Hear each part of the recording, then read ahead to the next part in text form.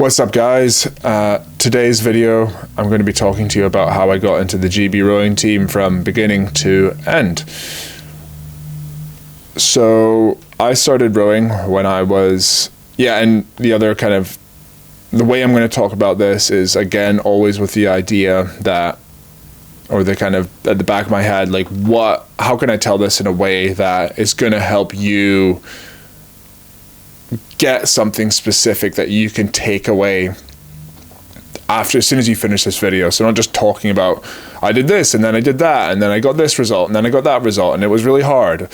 Trying to give specific tactics so that you don't have to make the same mistakes that I did. And like, that's basically, what this content is, what our coaching is. It's like, here's all the mistakes that we made.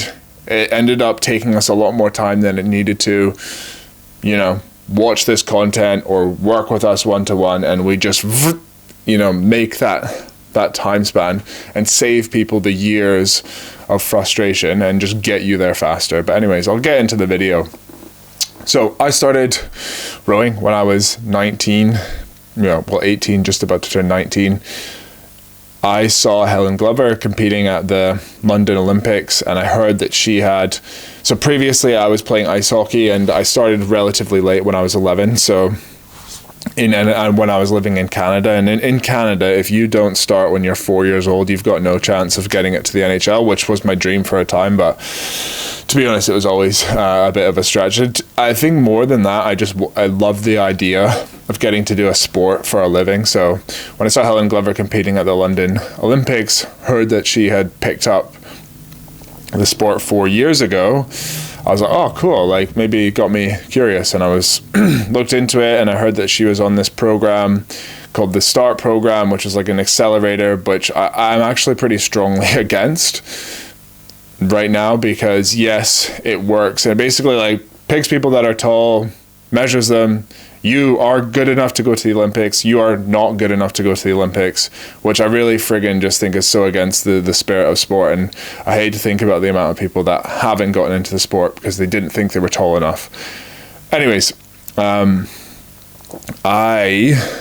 so the minimum height requirement for that, I'm trying to think, what was some of the first steps that we did? I found out about the testing, and I hadn't enrolled in any club, so I just signed up for the testing first, and I found out the minimum height requirement was 188 centimeters, and I measured myself and I was 186, and I was like, shit. But then I realized I measured myself in the morning, and I realized in the morning I was 187.5. So I got my dad to drive me to the testing facility with the seat like all the way reclined like this, and I was literally in the morning, I was avoiding standing. I was sitting, eating my breakfast, lying down, and I'm sure it helped, but still, when I went to get measured, I was still half a centimeter under. And also, I'm 6'1" technically, but most of my height comes from my neck and from my face. So if I stand beside someone who's 5'10", their shoulders will be the same height as mine. So I'm basically 5'9", 5'10", effectively. A long neck and face is good for nothing except for headbutting people. Anyways, I had called the coach before though, and which you're not really meant to do. And I was just messaging him, and I emailed him, and I was trying to get some answers about the testing because they didn't really want to tell you. But I was like, I want this, like, just tell me, like, what's the testing? And he said that the big test to do is the Schwinn bike, which is like a bike test basically, which is like your endurance. It's like the arm bike, basically, the assault bike. And he's like, that's the most important one. So I just knew I had to send it on that, and I turned up, and I sent it on that. And like, I remember I couldn't even hear the guy telling me to stop, because it's like you go up and up and up and up, and once you can't hold the watts anymore, you just get told to stop. And I went, and like by the point I had to finish the guy, I didn't even know he said to stop, but went hard on that. Anyways, waited to hear back from the testing, but I'm going this is way too much detail at the start. This is not that relevant. I'll get into the good stuff soon, but yeah, I was waiting to hear back from the testing results, and then while I was waiting, I went and joined another club, and joined my university rowing club as well. and which was fine. It was a really nice club still. I've rowed there before into my rowing journey, but it wasn't that competitive at the time, and I wanted to be competitive. I wanted to get to the Olympics, so I found some other clubs to go and join.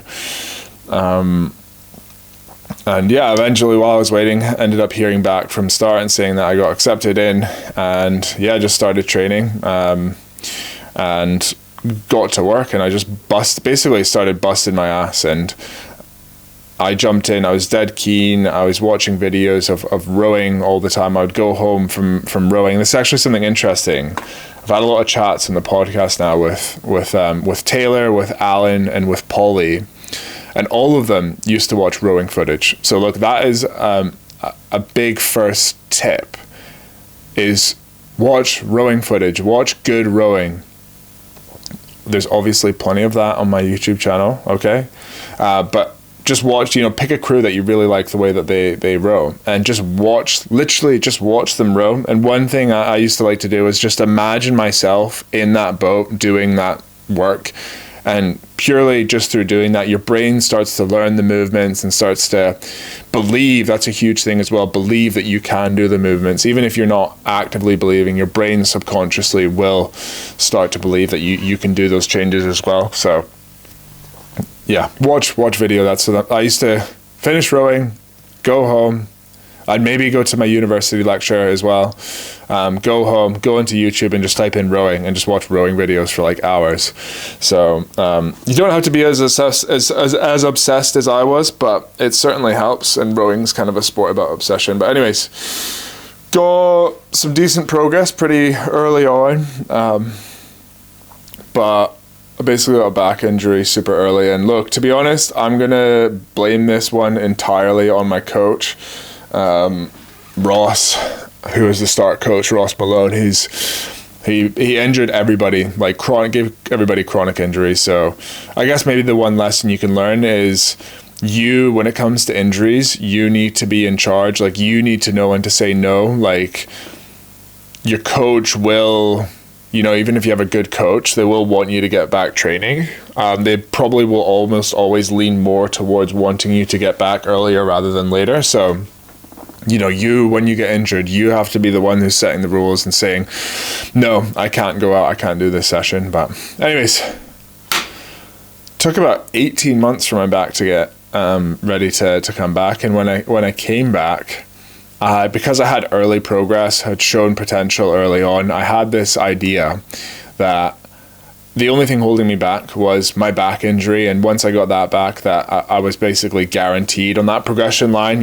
Just looking at how it was going, I was, in a couple of years, I would have gotten a GB under 23 vest, kept going, and yeah, like gotten into the GB team, senior team. But I was far from that. And one thing looking back on it, I really did learn was that I remember hearing Tim Foster talk about how he used to, sorry, I've got my Slack messaging thing up here, it's distracting me, I need to turn that off. He would go out on nights out because Tim Foster was a former Olympian rower. He would go out on nights out because that was part of his training and getting better. And I heard that and I was like, that is me. I'm sold. I need to do more. I need to go out more. I love that mindset that going out and partying is part of training, which is obviously such bullshit. Started taking that on. Basically, kind of every weekend I would go out, party 3, 5 a.m., stay up way too late, destroy my sleep cycle, text my coach the next morning, coach, I got an itchy throat. Friggin' like every Sunday or Saturday morning was clearly such bullshit. But I was lying to myself, and I thought, I can miss the odd day. I could take my day off the day after I train and move it, and then train on my other day off. And the biggest problem was that I thought that was okay, and I thought it was going to get me there. So maybe a big take home is my big message. I think one really big piece of advice I would always say is be aware of what your brain wants you to believe. And at that time, I really just wanted to believe that I could go out and party every weekend and do the training required to get into the GB team. So that's a huge one. It's just very consciously be aware, like, is this my brain is this really what's best for me, or is this my brain telling me what I want to hear? So that's a quick tip. But anyways, went on to another coach, part of Glasgow Uni for a time, who was there. They were fine, to be honest, but actually what I found out was, and again, this 100% was my responsibility and was down to me and was my fault. But I was getting less attention from that coach, and that's fine. I get that. But I actually found out that the head of Scottish Rowing, Lee, who was his boss, had said to him to stop giving me attention. So I was also a bit like, while it was my fault that I wasn't training well, it was also like, it probably would have been good if I was told that I'm not going to be getting attention at this club. But anyways, whatever. Luckily, I made the decision to leave that group and go to a different one. And I heard about this guy, Ricky Walsh, who had a great reputation on the Clyde, kind of infamous. He'd coached one person to under 23s GB, one person to a World Cup, one person to an Olympic silver, all from the Clyde in Glasgow, which isn't like the big kind of classic. It's like 7 hours north of London in Scotland. I don't know how well you guys know your geography. Smelly river, but has produced, some decent results anyways. But that's Polly, who was recently on the podcast. She trained on that same river as well, came over from Edinburgh to train there. So it's a small place, but produced some decent rowers.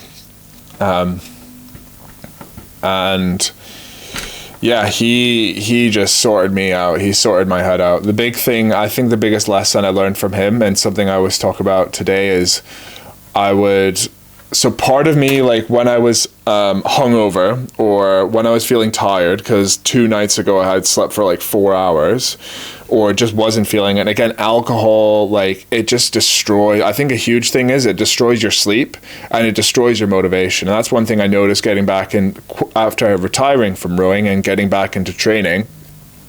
Back into just full-time work. I was like, well, I can drink whenever I want. I don't need my body to perform anymore. And I noticed slowly that my motivation just slowly became zapped. Even just like drinking like a bottle of, that sounds like a lot. It sounds like an alcoholic saying this, but like even, drinking a couple, 1 or 2 beers during the week, and then, a good bit more than that on the weekend, which is pretty average for a lot of people. I just noticed that zapping my motivation. It wasn't a depression in any way for me, but it was really zapping my motivation. But anyways, Ricky very quickly caught wind of my bullshit excuses within about 4 weeks. And in the first meeting, I remember it was in this cafe that was by the Clyde. I remember it was in what are they called? The internal gardens, when there's a big gazebo, the big glass building with all the plants inside of it. I don't know what it's called. Comment down below what that's called. And he was just like, I want to go to the Olympics. And he was like, okay, cool. I know what training you need to do. And then started the training. Pretty quickly, I was like, oh, Ricky, my back's sore today. I can't go training, when it was fine. Or my throat's itchy. I can't go training. And maybe he put up with that once or twice, but pretty quickly he pulled me up and he was like, and just very impartial, like not pissed at all. He was just like, Jack, I think we need to reassess your goals because, you said you wanted to do this, and for whatever reason, your back, you didn't go like that. He's like, your back or your illness or your mind is stopping you from doing all of this training. And it's my job to hold you accountable to the training that is going to get you to the goal you said you wanted. So the way he phrased it like that, it just really made me realize that what's your goal? What does it take to do that, to get to that goal? And then are you willing to do the work required to get to that goal? Those are the kind of 3 simple questions you need to ask yourself. And just the way he asked it, I was just very much like, wow, like it's my decision. It has to come through me. It has to be me that wants this, and it has to be me that doesn't just want this, but wants to do the training required. And Ricky used to always say, what did he used to always say? Jack, everybody wants to be a world champion, but not nearly everybody wants to do the training required to become a world champion. So, and it's so true. Everybody, you know, wants to be a billionaire, but nobody wants to do the work required to. Well, maybe that's not the best example, but you get what I mean. And yeah, the big thing with Ricky's program, and to be honest, his actual training style is not what I prescribe. The training that I prescribe, that we prescribe at Edge Rowing, is very different from Ricky's training program now. But for his again, it works. It obviously does work. But the big thing for me is mentally, it sorted my head out, because, you know, you basically just do these insanely hard sessions and insanely hard weeks where, you know, pretty much every day it was as hard as you could go.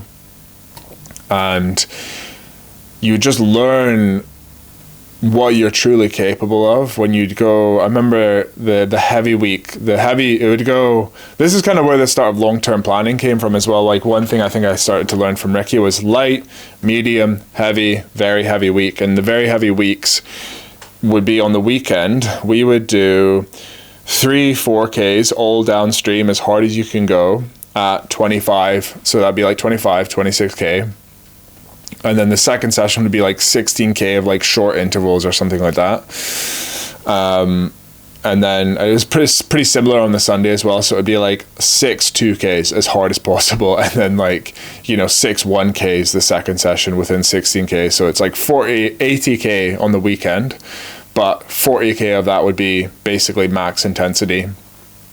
And you'd get to the Sunday morning or the Saturday morning, and you're building into this week, so you're super tired. And honestly, I've never been so tired in my life in training. And he was like, I was literally just like, Ricky, I don't even think I can move my legs. Like, I would say that with Ricky, like, I am fucked. Like, how am I going to do this? And he would be like, right, just do it. Or like, he'd be like, right, up to the top. I'd be like, Ricky, I'm really tired, by the way. And he would just be like, okay, right, up to the top we go. And then one thing he never set, he was just big on like never setting, these are the times you need to hit, these are the splits you need to hit. He was just like, just fucking go as hard as you can, basically. And there was no fear of failure. There was no like, oh, you need to go as hard as you can and not blow up. And what I learned through doing that was like, slowly I just started to realize that, oh, I can blow up and nothing happens. I just learn a bit more. And when I got good at doing Ricky's program, I would start Saturday morning, first 4K of the friggin' like loads and loads of intensity ahead of us. And Ricky would always say at the start, he'd be like, pull as hard as you can through the water. And I was like, okay.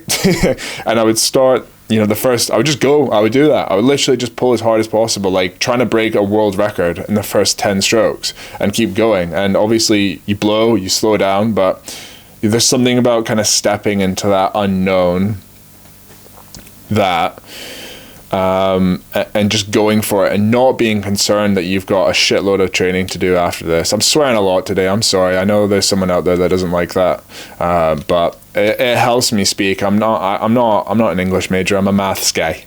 Okay. So yeah, I think that was just the start of me learning how to push myself to the limit. And it's a lot of the training that we do now is kind of what we call it is tactical failing, and just being a bit more strategic with how you can go about pushing your limits. And it doesn't necessarily have to be in one of those super heavy training weeks, but there's other ways you can do it. But yeah, so when I went to go do my first 5K trial, again, like the past results, I was literally 2 minutes off of like where I wanted to be. 2 minutes over 5K, which is insane. I remember seeing the result and just my heart sunk to the bottom of my chest, of my belly, whatever, and thinking, shit, how the hell am I ever going to get here? Ever get, like, how can I close 2 minutes? I've been training, like, I don't know where the speed's going to be found. I then went to do the first assessment with Ricky after, and Ricky's such a legend. Like he's a volunteer, doesn't get paid. He would drive your boat down for the trial, and drive it back up, and we would literally physically force cash on him, and he wouldn't take it. The only way we would ever get to pay him is on his birthday or Christmas, and we just get him like a good gift or a good trip or something. But anyways, I remember doing that 5K and being like, that was a piece of piss. Like, compared to, like, you know, it was still hard. I still went as hard as possible. I was like, that's nothing compared to like those super heavy weekends. And yeah, and got like climbed so far in the rankings, climbed so far just through doing some of that tactical failing. But yeah, basically, like, Ricky, you know, I wouldn't be at all 100%. Would have never gotten into the GB team if it wasn't for Ricky's coaching. I probably would have quit. Or maybe tried for another year or two and then given up, maybe. But yeah, so again, continued to progress with Ricky, got a bit better and better, and it did, to be honest, it kind of got to a point where, you know, of course I was still progressing with Ricky one-on-one, but there was a couple other guys that would hop in and hop out and not train. Nobody was training for the same goals that I was, so the kind of next step, the next thing that was going to get me faster was training with a bunch of people that were faster than me, and there was 4 or 5 guys at Edinburgh University, which Edinburgh is about an hour and a half away from Glasgow, but where Edinburgh trains is about 15 minutes from Glasgow, so I ended up speaking with Ricky and just being like, yeah, quite honest, and just being like, and again, there's a bit of, not pressure from GB Rowing, but they were like, you know, we want you to be in a bit more of a system so that we can keep in touch with you. And Ricky did not do emails like with GB, so like you'd get the information about trials coming up like that, and it'd be like the head of Oxford Brookes, the head of Edinburgh, the head of Leander, blah blah blah, like head of all the big clubs in the UK, and then it would be like me, because again, like, this isn't me, like Ricky was literally a volunteer, so it was basically just me doing like all the admin and communicating with the selectors and stuff like that, and keeping them up to date with how training's been going and stuff. But anyways, they just wanted me more in a system, but also more so I think the opportunity was to train something that a coach, you know, you being around people, even online, being around people online in the same kind of community, in the same group where you're all working towards the same goals, even just through messages and stuff like that, and being in touch with people, or being in person. It's a really good chance to surround yourself with like-minded people, and maybe not being the biggest fish in the smallest pond, but yeah, just kind of seeing it. It just expands, I think, your brain, and you know, you grow to the limit of your beliefs.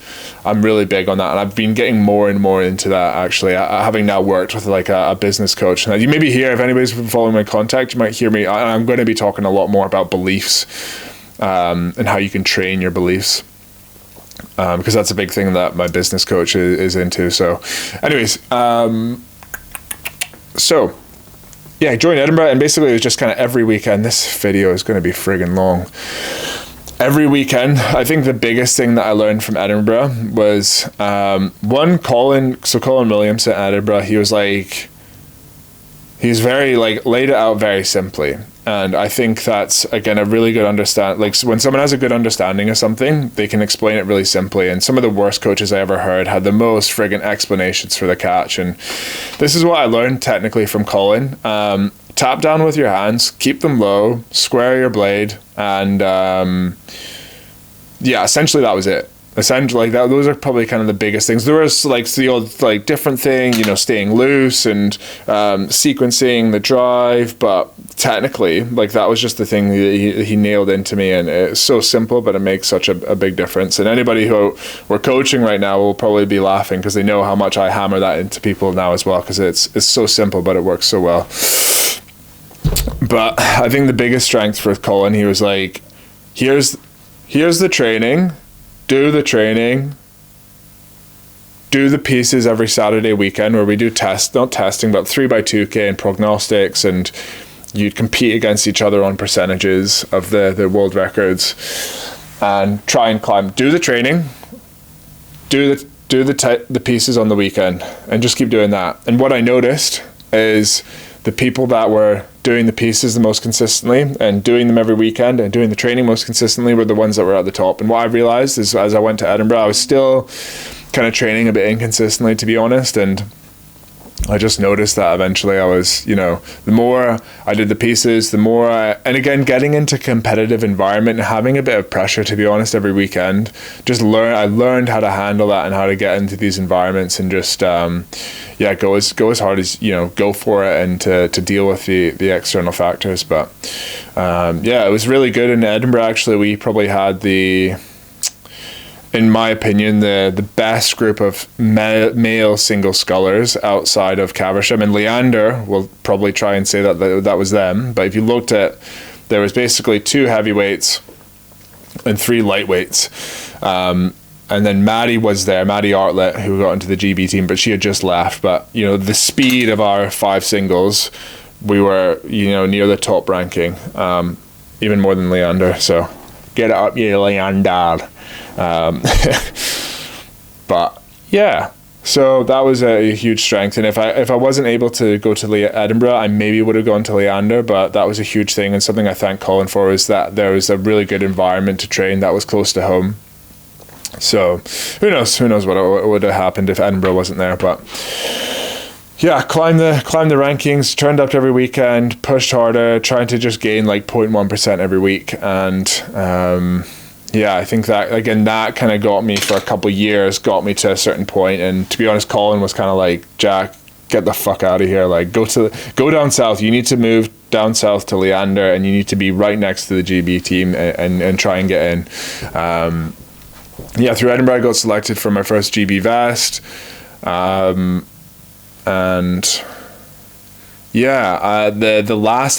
last step before the GB team was 8 weeks at Leander before Henley. So this is the way Leander gets you. So for those that don't know, Leander's like 15 minutes down the road from Caversham, which is the GB team.